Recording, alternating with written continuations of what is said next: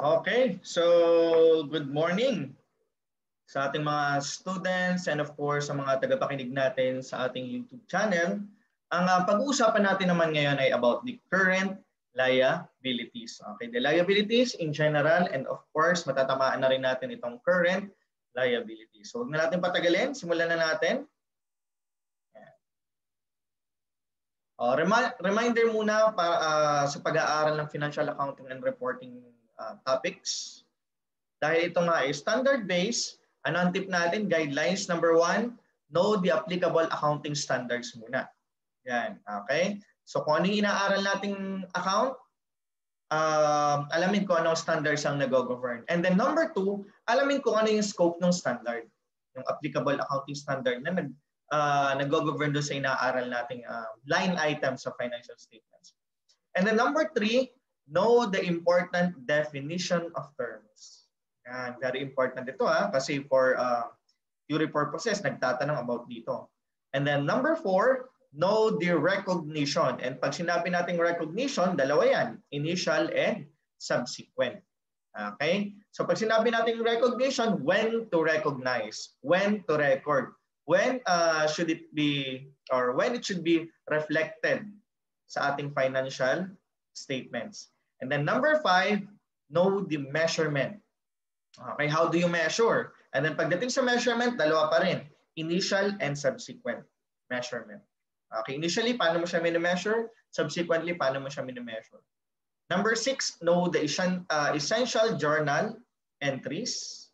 Number 7, how do you present the particular line item? Is it asset, liability, equity, revenue, expense, or is it current, non-current? Mga ganon. Okay, and then last, know the disclosure requirements. Yan. Ito yung mga makikita natin sa notes to the financial statements. Or kung hindi man doon naka-disclose, okay, makikita mo sa ibang part ng financial statement. So basically, pag nag-aaral tayo ng mga topics sa intermediate accounting, ito yung sinusunod nating guidelines para hindi tayo ma-lost track. Okay? Yan. So standard, scope, and important definition of terms. Applicable standards sa pag-aaralan natin ngayon, of course, PAS 1, title, presentation of financial statements or presentation and preparation of the financial statements. PAS 32, financial instruments presentation. And of course, PFRS 9, financial instruments. Okay, so sabi dito, PAS 1 prescribes the basis for presentation of the general purpose financial statements to improve comparability. Okay, by the way, ang pinag-uusapan natin sa financial accounting and reporting or sa intermediate accounting subjects ay about general purpose financial statements. Pag sinabi mong general purpose financial statements, okay, it serves both the internal and external user. So sino yung mga internal, mga tagaloob ng company, sino yung mga external outside the company that has or that have the interest of reading the financial statement. So the financial statement serves for general purpose. And what is the general purpose? To make economic decision. Kasi meron tayong mga financial statements na special purpose. O, yung mga special purpose, yun yung mga hinihingi halimbawa ng BIR, because of the BIR audit, yung mga special purpose FS na hinihingi ng bangko. Okay? So, ang pag-uusapan lang natin dito ay general purpose financial statements. To improve comparability both with the entities FS of previous periods and with the FS of the other entities. Okay, so basically sinasabi niya rito, yung general purpose financial statements presentation natin ay supposedly magagamit natin as for horizontal and vertical analysis. So pag nag-a-analyze daw tayo ng performance or condition ng business, okay, from previous year to this year, yan, comparable. And also, yung pag-prepare na natin ng financial statements, yung FS natin, pwede natin ma-compare with the other entities of the same industry. Yan. So basically, yun yung sinasabi niya dito. Okay? So simulan na natin. Yan. I-define muna natin itong liabilities. So, sabi dito, these are present obligation of an entity arising from past transactions or events the settlement of which expected a result in an outflow, okay, from the entity of resources embodying economic benefit. So, medyo malito pero hinighlight natin dito or ginawa nating in color red yung mga important characteristics ng liability. So hihimay-himayin natin at ano ba ibig sabihin pag sinabing present obligation, pag sinabing arising from past transactions or events, and then ano bang ibig sabihin ng outflow from the entity of resources embodying economic benefit. So himay-himayin natin. Yan. Okay. Yan yung mga characteristics. Sabi dito, okay, the entity liable should acknowledge its existing obligation to particular payee whether the latter is identified or not. Pag sinabi mong present obligation, obligation mo siya ngayon, currently. Okay? But even though okay, the obligation is payable for a long period of time, still present obligation pa rin siya. Meron kang obligation to settle the liabilities. Okay, either yan ay legal or constructive. Mamaya i-define natin ano ba siya ibig sabihin ng legal obligation, ano ba sinabi pag constructive obligation. Pero ang importante yung sinasabi niya rito, ito daw ay present obligation mo. Ibig sabihin may ibig sabihin nito, it doesn't matter kung identified mo kung sino yung mga babayaran. Okay, sabi whether the latter is identified or not. Ang importante dito, you acknowledge that you are recognizing a liability. Kasi meron tayong mga pinagkakautangan or ang business, meron mga pinagkakautangan na pwede hindi naman nila kilala, okay, or identified kung sino yung mga pinagkakautangan nila. Nangyayari ito, halimbawa, the business is selling appliances or selling appliances, di ba? And then yung appliances, meron siyang mga warranty. So, hindi natin ma-identify sa dami ng bumibili sa atin ng appliances, hindi natin ma-identify sino ba doon.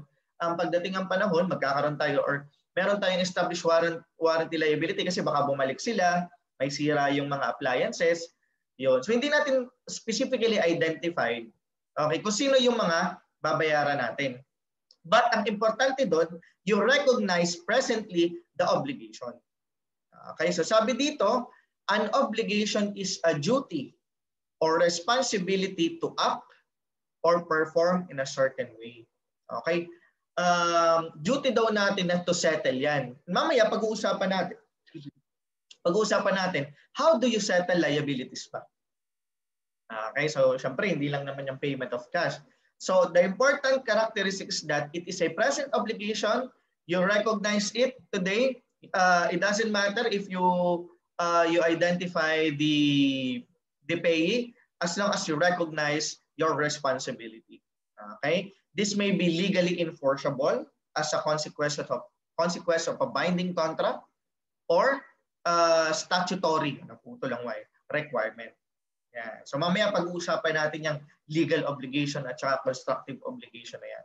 Kung saan siya nag-a-arise. Okay. Next characteristic is it arises from past transactions or events. It arises daw from past transactions or events. Anong ibig sabihin nito? Merong pangyayari na nag-lead para mag-recognize ka ng liability. Hindi pwedeng, halimbawa, binabalak mo lang mangutang for in the future. So magre-recognize ka na ngayon ng liability kasi kahit sure ka na mangungutang ka in the future, you don't have to recognize that yet. Kasi hindi pa naman nangyayari. Wala pang past transactions or events na nangyari para mag-recognize ka ng liability. Okay? Halimbawa, ang business mo ay nagpaparenta ka, nagpapaupa ka. Okay. Si tenant, nagbayad sa iyo in advance ng payment ng renta for 1 year. Okay. So basically, ikaw as a business, meron kang utang or meron kang tinatawag na deferred rent or unearned revenue. Ano ibig sabihin ng unearned revenue? Okay. Hawak-hawak mo na kasi yung pera na ibinayad ni tenant mo, okay, para umupa siya. Pero hindi pa niya ginagamit hindi pa siya nakakagamit nung place na uupahan. Pero bayad na siya in a whole year. Okay? So, anong liability mo? To let him or let her na mag-upa dun sa iyong space na pinauupahan, 'di ba? Kasi binayaran ka na niya in advance. So meron kang deferred liability. Hawak mo na pero hindi mo pa siya ma-earn eh. Dahil hindi pa siya nakakaupa. O ngayon, ano yung transaction na nag-lead doon sa para mag-recognize ka ng liability, which is unearned revenue or unearned rent? Diba? Yung pangyayari na umupa siya. Nagpirmahan kayo ng kontrata, diba? Tapos sabi, uupahan ko to, nagbayad siya in advance. So that is the past transactions or events. Okay? Also, yun nga, yung katulad ng example natin kanina sa mga appliances. Diba? Nagtitinda ka ng appliances. Bumili si customer, tapos may warranty yung binili niya na for 1 year. Okay, so you recognize warranty liability kasi hindi natin alam kung kailan siya babalik. Basta nakalagay doon sa natin, sa terms ng ating pagbebenta, merong warranty for 1 year. So anytime pwede siyang bumalik kung magkaroon man ng defect yun or whatsoever. So anong past transactions or events doon? Nagkaroon ng bentahan. Diba? Nagkaroon ng sale. May sale transaction. That will lead to the recognition of the liability. Okay? A transaction or event that will give rise to a liability should occur first prior to the recognition of an item as liability. Dapat daw nangyari muna yung transaction bago ka mag-record or mag-recognize ng liability. Okay? Ano pa? The past event that gave rise to the present obligation is called obligating event. Yan. So, yun daw nangyaring transaction, katulad ng halimbawa, nagbayad siya, si client mo, nagbayad ng in advance for 1 year ng pagrerenta, okay, which lead you to recognize an unearned revenue or unearned rent. That is an obligating event. Okay? Or, nagbenta ka ng appliance, merong warranty for 1 year, you recognize warranty liability, that's an obligating event. Okay? Obligating event, an event that obliges you, okay, na isettle yung iyong liability. Okay? This event creates a legal or constructive obligation because the entity has no realistic alternative but to settle the obligation. Okay, sabi niya, wala ka daw takas. Kailangan daw talaga i-settle mo siya. Okay? In whatever way. Either magbayad ka ng cash or magbayad ka ng other assets other than cash or mag-perform ka ng services, something like that. Okay? No realistic alternative but to settle. Bayaran mo daw. Okay? The obligation. Ngayon, paulit-ulit nating nakikita itong legal or constructive obligation. Okay, ano ba pag sinabing legal obligation? A legal obligation, okay, an obligation arising from a contract, legislation, or other operations of law. So ibig sabihin, kapag daw ikaw, the business, okay, enters into a contract with a third party, like for example, sa customer or kung kanino man, okay, that is business related, there is a legal obligation na doon. Okay, arising from the contract. Kasi syempre, nagpirmahan kayo ng kontrata, pinanotaryo nyo. So, legally, the contract is enforceable. Ibig sabihin, i-execute talaga kung ano yung mga terms na nakalagay doon sa kontrata, gagawin talaga. Yan, di ba?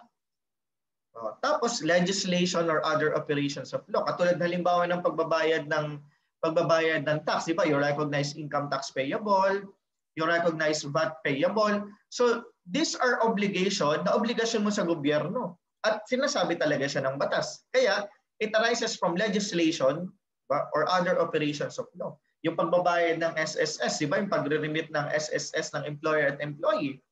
Di ba? Yung SSS contribution, PhilHealth, Pag-ibig, those are legal obligation. Okay? That arises from legislation or other operations of law. Yan. Pag sinabi mo naman constructive obligation, ano bang ibig sabihin ng constructive? Okay. Na-construct siya, okay, dahil kaakibat niya. Okay. Yung ginawa mong transaction. Anong ibig sabihin nun? Halimbawa nga, ganito. Nagbebenta ka ng appliances. Huwag na tayong lumayo. Yun ulit ang example natin. Diba? Nagbigay ka ng 1-year warranty. Oh. Constructive obligation. Na-construct yung obligation mo na mag-settle ng warranty if ever may babalik na customer at magpapaayos ng kanilang appliance Because kaakibat nun, okay, yung pagbebenta mo. Kumbaga, they go hand in hand. Yan. Kaya nagkakaroon ka ng obligation. Wala naman kayong pinasukang kontrata, di ba? Hindi naman yung nag-arise sa batas.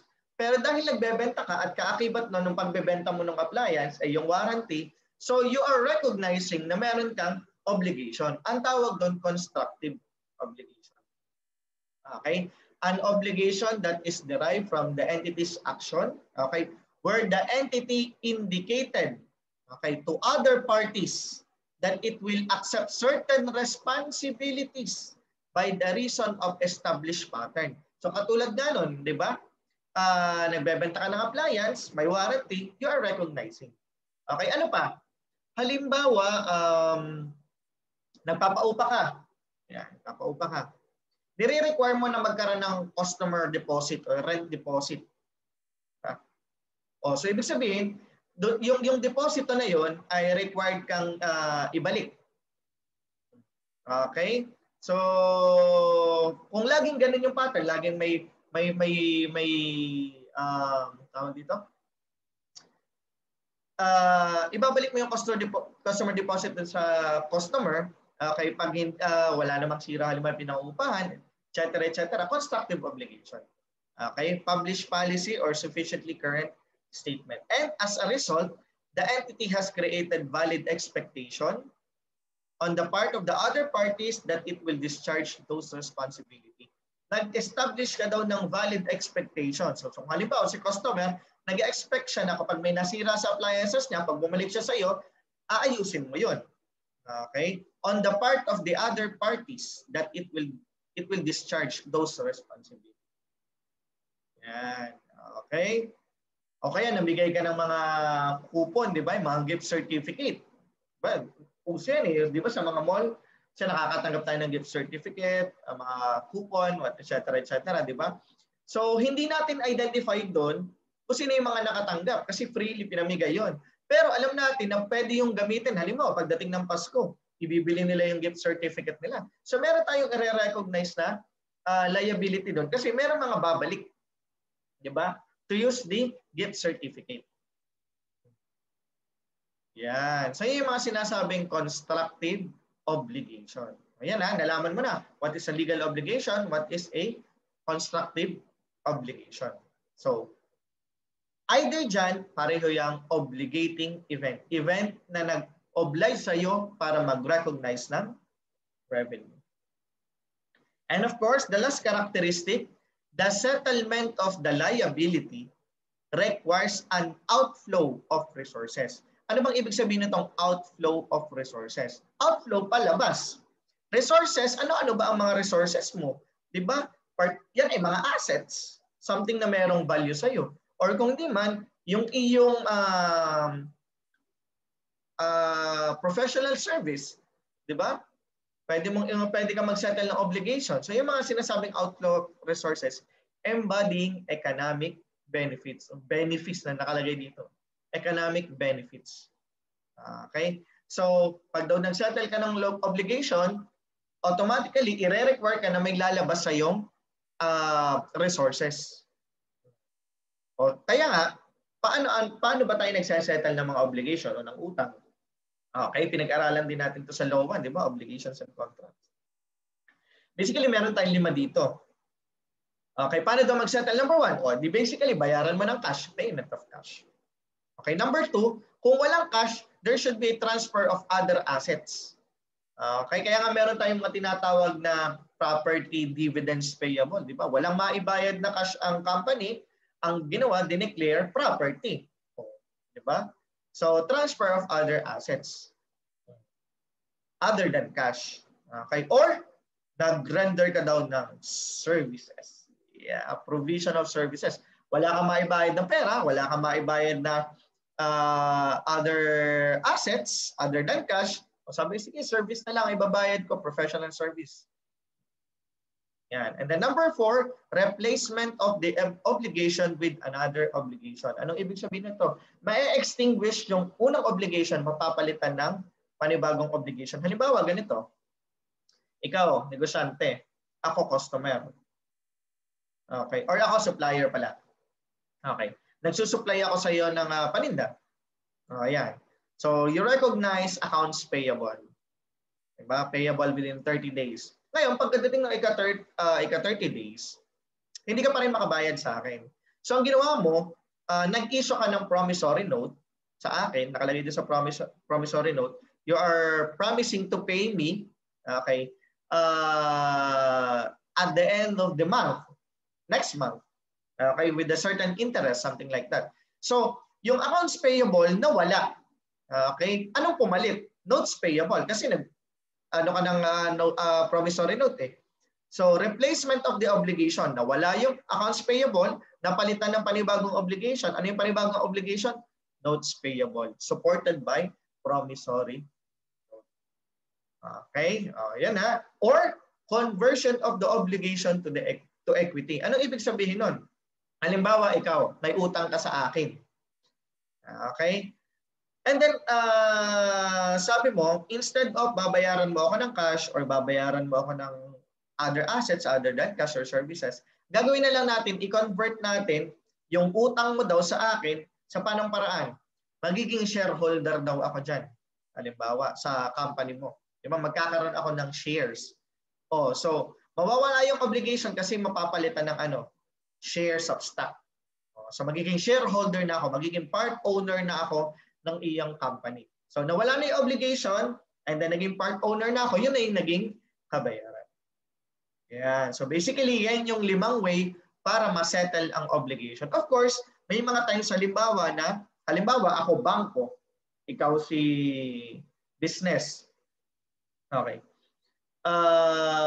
Or tao na lang. Tao, normal, na nangutang ka sa akin. So, pwede kong i-waive yung obligation. Ano ibig sabihin i-waive? Hindi ko na pabayaran. So, ibang usapan naman yun, di ba? Pero na-settle pa rin yung obligation. Yun nga lang, nawala na. Kumbaga, pinagbigyan na kita, sige, wag mo nang bayaran. Sabi nga nila, lista na sa tubig. Lista na sa tubig, ibig sabihin, wala nang bayaran. Okay? But, of course, ito yung basic way of settlement of the obligation. Kaya ayan ha, paano? Ano ang mga characteristics? Present obligation, ibig sabihin, presently, obligation mo talaga siya. And then, arising from past events, ibig sabihin may nangyaring transaction bago ka mag-recognize or mag-record ng liability. Ang tawag doon, obligating events. Events that oblige you to pay or to settle the obligation. And then of course, the settlement of the liability requires outflow of resources. At paano nga mag-settle? Ayan, nakalatag sa atin. Yang 5 yan. Basic way of settling the liabilities. Okay? Characteristics pa lang yun, ha? Another definition of terms. Pagdating sa liabilities, meron din tayong tinatawag na financial liabilities or non-financial liabilities. And important sa atin na ma-identify ito. Okay, kasi nga yung mga financial liabilities natin, merong distinguished definition. Okay, para ma-separate natin from non-financial liability. And ano ba itong financial liability na to? Financial liability is any liability that is a contractual obligation. Diba? Nakita mo, contractual obligation. Ibig sabihin, it arises from a contract. Dapat daw may kontrata. Okay? Letter A, to deliver cash or another financial asset to another entity. So kung ikaw daw ay may utang, okay, arising from a contract, and ang settlement daw ay babayaran mo siya ng cash or other financial asset, okay, ibig sabihin financial liability yon. Or to exchange financial assets or financial liabilities with another entity under the conditions that are potentially unfavorable to the entity. Okay, so kung ang settlement ang mangyayari ay hindi ka magbabayad ng cash, okay, so parang exchange of financial assets and or financial liabilities ang mangyayari, and then unfavorable sa part mo, ibig sabihin, parang somehow sinasabi na malulugi ka, okay, unfavorable on your part. So, anong daw tawag doon? Financial liability. Okay, so yan ang definition, ha? Contractual obligation, either to settle by cash or another financial asset, or there is an exchange of financial asset or financial liabilities that is potentially unfavorable sa part mo as negosyante. Okay? Examples of financial liabilities. Okay, number 1, payable such as accounts. Sabihin yung mga accounts payable down, notes payable, loans, ba, mga utang sa bangko or financial institution, bonds payable, accrued expenses that are payable in cash. So kung si accounts payable down, notes payable, loans, bonds, and other accrued expenses are payable in cash, financial liabilities. Ano pa? Number 2, finance lease obligation. O yan, ipag-uusapan din natin yan dito sa intermediate accounting to, di ba? Pagdating doon sa mga long-term liabilities. Okay, finance lease obligation, basically, ito ba yung mga tinatawag na pang rent to own? Yan, di ba? And then number 3, liabilities held for trading. As long as it is for trading purposes, financial liability. Such as obligation to deliver financial assets borrowed by a short seller. Okay, an entity that sells financial asset, it has borrowed and does not yet own. Okay, yung mga liabilities held for trading purposes. Okay. Number 4, preference share. Pero, syempre, issued with the mandatory redemption. Kasi kapag liabilities class, merong settlement date. Okay, merong period of time kung kailan masesettle. Basically, yung mga shares of stock, wala silang time frame or wala silang time period. Except nga, okay, kapag merong mga tinatawag na mandatory redemption, ibig sabihin ng mandatory, required na i-redeem mo na yung preference share na ito.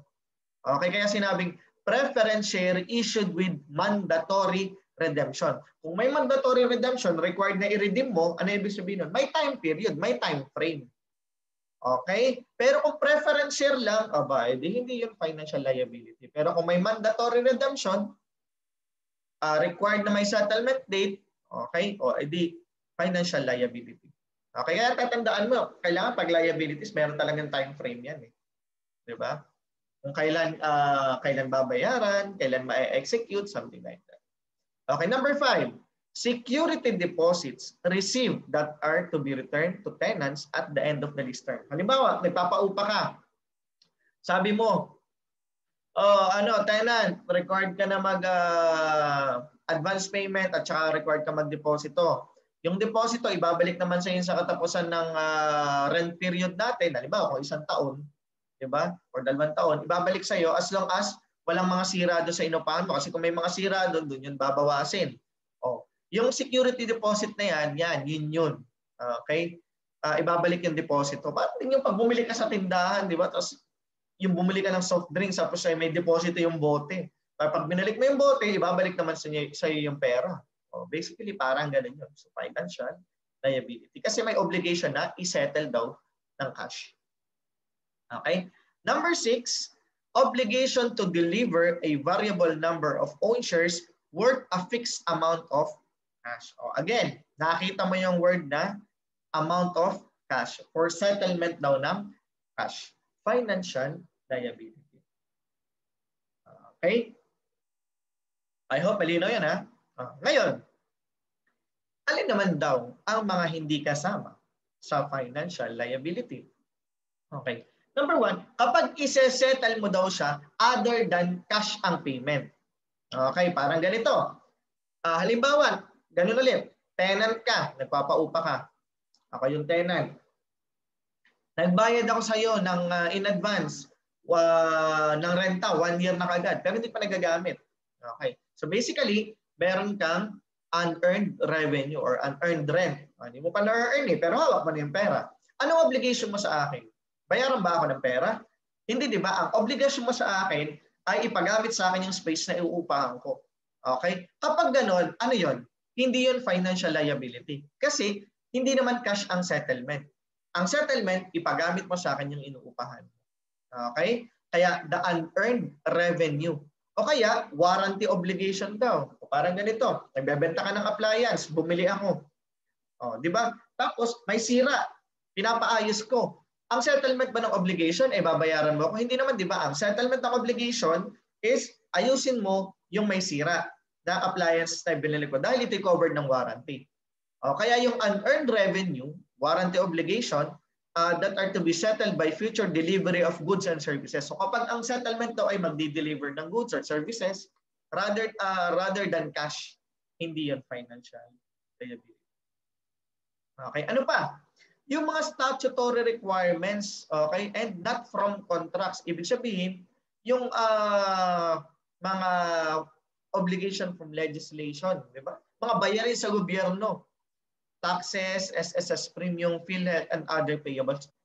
Although ito ay pag nagbabayad ka, nire-remit mo sa SSS, sa BIR, although pera yung ibinabayad mo, okay, pero kasi ito statutory requirements. Yan, di ba? So kung statutory requirements at hindi naman daw nag-arise from contract, hindi yan financial liability. Okay, non-financial liability na. Ano pa? Commodity contracts that either cannot be settled in cash. So sinabi na kaagad, cannot be settled in cash, or which are expected to be settled by commodity exchange. So ang settlement daw ay ang bayaran, commodity ang ibabayad. Katulad ng halimbawa, coffee beans ang ibabayad sa'yo, kaya gold, o langis, o yung mga katulad na pero hindi cash ang settlement. Okay, commodity contracts, ibig sabihin, isa-settle ng commodity, non-financial liabilities. Okay? Sabi dito, if a commodity contract is expected to be cash settled, it will be included as financial liability on the part of the cash payer. Okay, kung to be settled daw by cash. Okay, pero other than cash, hindi siya financial assets.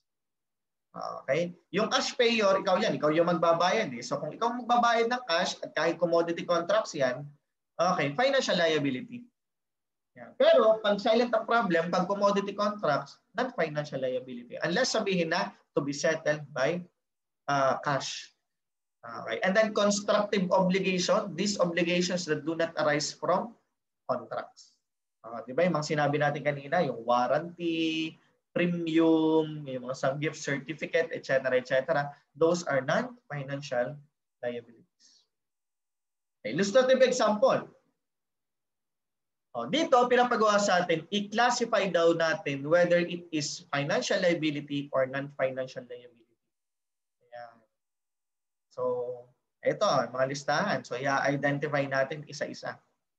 Okay? So, ipakita na natin yung solution. Pero kung pinapanood mo, pwede mong i-stop muna. Then, ang gawin mo, i-identify mo isa-isa. Ano ba to? FL or non-FL? Okay, so tingnan natin. Ayan. So, naka-tabular form, financial and non-financial. So, tingnan natin. Accounts payable, notes payable, loans, bonds. Normally, itong mga to be settled by cash. Di ba? Mortgage payable, these are long-term payables na inutang sa bangko na may collateral na real property. Di ba? So, magbabayad ka pa rin ng cash. Lease liability. Di ba? Salaries payable, di ba? Yung mga utang natin sa mga empleyado because they render services. So, to be settled by cash yun. Ano pa? Accrued interest expense, interest payable, mga bayarin sa kuryente, tubig, to be settled by cash yan. Cash dividends payable, di ba? Nagdeklara ka ng dividendo. So, identify kung sino yung mga babayaran and to be settled by cash, financial liability. Okay. Ay ano naman yung mga non-financial? So dito, hinati pa sa dalawa. To be settled through provision of services or delivery of non-cash, at saka yung isa naman did not arise from a contract. Okay? Pero ito, non-financial liabilities pa rin. So katulad nito, advances from customer. Diba? Nagbayad din advance si customer. Paano mo ba kung ikaw si negosyante, halimbawa ako si customer, nagbayad ako sa iyo in advance kasi meron akong binibiling product sa iyo. Ano ang liability mo? Bayaran ba ako na cash? Hindi. Ang liability mo sa akin, i-deliver yung goods and services. Therefore, not financial. Itong unearned rent or deferred revenue, pareho lang naman yan. So kung katulad nga kanina, nagpapaupa ka, nagbayad ako in advance, anong liability mo sa akin? Ibalik ba yung pera ko? Hindi naman, di ba? Ang liability mo sa akin, paupahin ako doon sa inuupahan kong space. Yan, katulad ito, unearned rent. Di ba? Or kaya, halimbawa, may pa-concert ka. Di ba? Lahat kami nagbayad na ng ticket. So, hindi pa nangyayari yung concert. Hindi mo pa na-earn yun. So, may utang ka sa amin. Ang utang mo sa amin, ituloy yung concert, matuloy yung concert, makapanood kami ng concert. Yun yung mga tinatawag na unearned revenue or deferred revenue. Warranty payable, in-explain na natin kanina, di ba? Premium, ganun din. Okay, and then, ito naman, dividends payable pa rin siya, pero ang ibabayad kasi property. So, hindi siya cash, therefore, non-financial. Okay? And then, did not arise from a contract. So, SSS, Pag-ibig, PhilHealth, withholding, income tax, at saka other constructive obligation. Okay, these are statutory requirement. Okay, nire-require ng gobyerno na bayaran at bayaran sa kanila, i-remit, or therefore, non-financial liability. Okay, so I hope malinaw itong portion na to, ha. So ikakat muna natin itong part 1 ng ating discussion ng ng liabilities. Okay? So ang ginawa natin, in-identify lang muna natin yung standard, ano yung scope ng standard, and then mga important definition of terms. Sa kasunod na video, doon na natin i-discuss kung paano i-recognize, ano ba pinagkaiba ng current and non-current liabilities, paano ba siya i-present, etc. etc. Okay, so I hope manood ka doon sa second video or part 2 nitong ating discussion. Thank you very much.